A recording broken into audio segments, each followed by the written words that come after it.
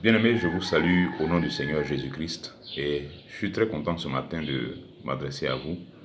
J'aimerais simplement partager cette méditation avec vous et j'espère que nous allons ensemble être édifiés par les Écritures. Alors, en Colossiens chapitre 3, verset 16, il est dit, ce qui retient mon attention, ça sera seulement la première partie du verset qui dit que la parole de Christ habite parmi vous abondamment. Colossiens 3,16, que la parole de Christ habite parmi vous abondamment. Comme je dis, je m'arrête seulement à la première partie du verset, donc la première phrase, que la parole de Christ habite parmi vous abondamment. Bien aimé, que le Seigneur nous éclaire aujourd'hui encore par sa parole, par la vertu du Saint-Esprit, que nous soyons édifiés et que notre foi puisse être bâtie sur le roc qu'est sa parole.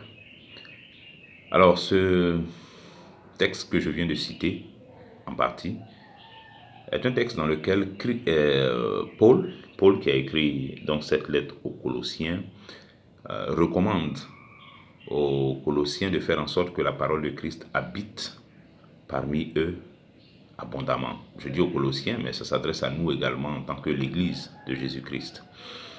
Donc, en tant qu'Église, il nous est recommandé par l'apôtre que la parole de Christ habite parmi nous abondamment. C'est une recommandation qui est très intéressante, dans laquelle il y a beaucoup de choses à apprendre. Déjà, la parole de Christ. Ce qui doit habiter parmi nous abondamment, ce qui doit être présent, ce qui doit être entendu, ce qui doit être ressenti, ce qui doit être expérimenté parmi nous, en tant que disciples de Jésus, c'est la parole de Christ. Pas autre chose, la parole de Christ. Cette parole dans toute sa profondeur, sa pureté, son efficacité, c'est cette parole-là qui doit être parmi nous abondamment. La parole de Christ, bien-aimé.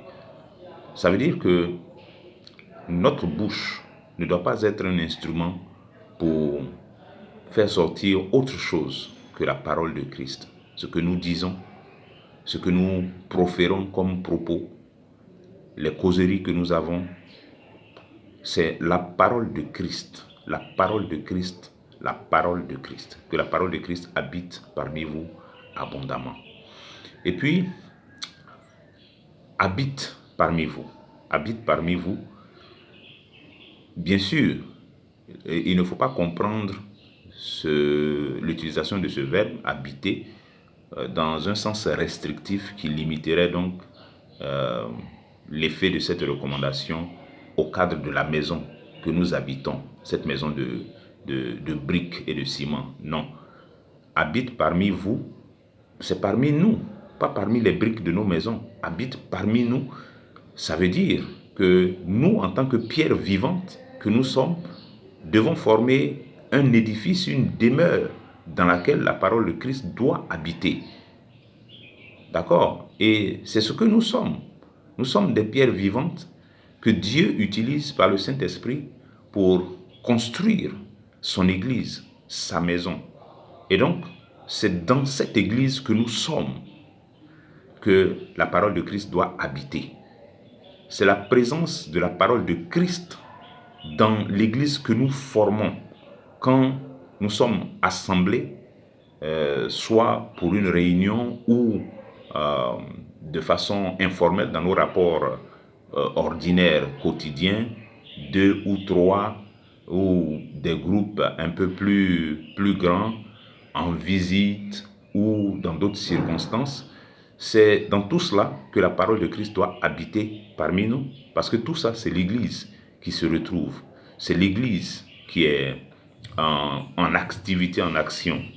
Donc, en tant que pierre vivante, nous devons former un édifice vivant, qui est le corps de notre Seigneur, dont il est la tête. Et c'est dans cet édifice, dans cette demeure, dans cette habitation, que la parole de Christ doit être présente. Ensuite, il est dit abondamment. Vous voyez, c'est important. La parole de Christ doit être présente abondamment. La parole de Christ doit habiter parmi nous, mais de façon abondante. Ça, c'est très important. Paul a pris soin de préciser la façon dont la recommandation doit être appliquée abondamment.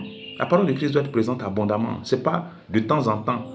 Le reflet de la parole de Christ se fait sentir de temps en temps. Non, c'est abondamment, c'est constamment, c'est fréquemment, c'est tout le temps. C'est chaque fois que tu ouvres la bouche, on doit entendre quelqu'un qui parle par l'Esprit de Dieu, donc qui ne dit pas n'importe quoi, qui n'est pas dans des grossièretés, dans des plaisanteries déplacées, qui n'est pas dans des paroles légères, qui ne parle pas pour blesser comme un glaive, pour déchirer, qui ne parle pas pour faire mal ou pour dire des mensonges ou pour raconter n'importe quoi, mais qui parle pour édifier, qui parle donc du fond de son cœur rempli au préalable de la parole de Dieu. Rempli au préalable de la parole de Dieu. Ça veut dire que Paul nous demande d'avoir des cœurs qui soient pleins de la parole de Dieu, donc des cœurs qu'on a pris le temps d'exposer à la parole de Dieu. Mais comment on expose les cœurs à la parole de Dieu? C'est par le contact fréquent avec la parole de Dieu. C'est par un contact fréquent avec la Bible qu'on parvient à avoir la parole de Dieu abondamment dans le cœur et dans la bouche. Fréquent. Il ne s'agit pas de feuilleter la Bible de temps en temps, une fois par mois, une fois tous les trimestres. Ce n'est pas de ça qu'il est question. Ce n'est pas ça la vie de disciple.